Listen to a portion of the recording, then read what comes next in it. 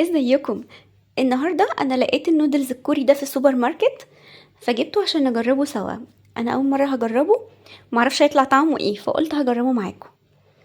هو المفروض ان هو بالفراخ، بطعم الفراخ، ومكتوب عليه من فوق لذيذ. هم اقروا انه لذيذ، احنا لسه هنشوف بقى هو لذيذ ولا مش لذيذ، هنجرب ونشوف. هم كاتبين عليه طريقة التحضير من ورا.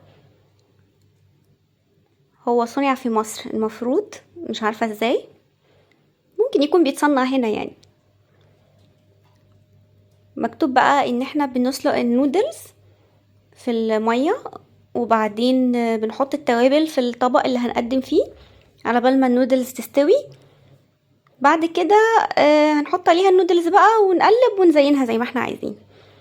فاحنا هنشوف مكونات الباكت الاول فيها ايه من جوه. معرفتش افتحه فهجيب مقص واجي.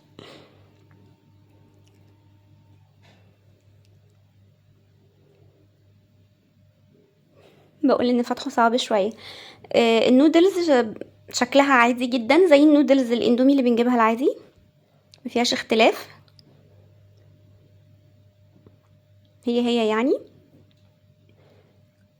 هي سميكه بس شويه، يعني تحسها مكدسه كده، وفيها كيسين من جوه، كيس توابل وكيس صوص.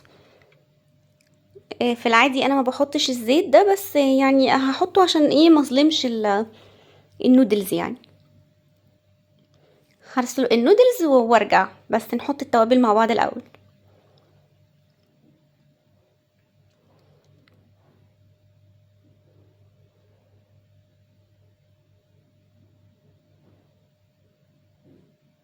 معلش يا جماعه، انا بعد ما سجلت برضو لقيت ان الصوت راح، فهعملها لكم بقى بالطريقه دي. هنا بقول ان التوابل ريحتها غريبه شويه، ريحتها فراخ بس مختلفه، يعني فيها ريحه غريبه.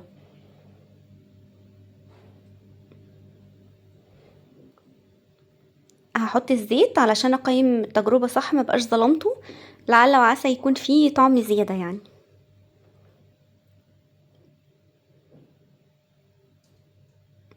في سماكه شويه، يعني هو مش نازل ميه كده، لا هو في سماكه.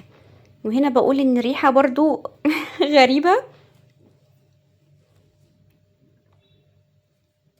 بس لسه مش عارفه هيطلع طعمها ايه. هنا سلقت النودلز وحطيته على التوابل وبقلب.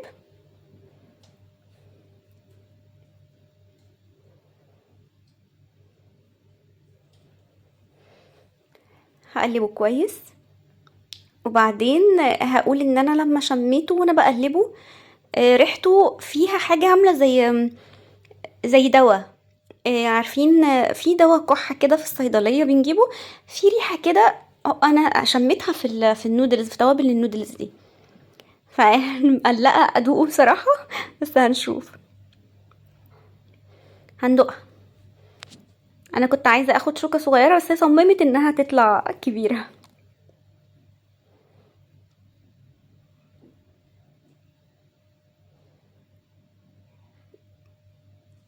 هدوقه بقى معاكم.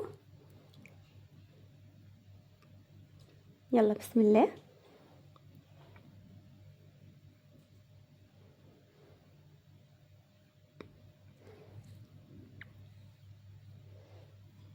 الطعم فعلا زي الريحة، يعني فعلا في طعم غريب، نفس طعم دواء الكحة اللي قلتلكوا عليه. فبقول لكم لا يا جماعة، ما تجيبوهوش، ما تجيبوهوش.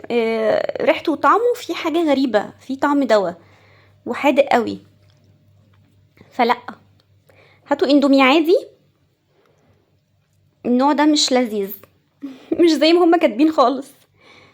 هاتوا اندومي عادي لو عايزين تاكلوا اندومي، او بقى لو الفلوس سامحة هاتوا النودلز الكوري اللي هو البولدك بالكربونارا، حلو قوي، انا جربته وده احلى نوع عجبني لحد دلوقتي يعني. فده لا، لا خالص.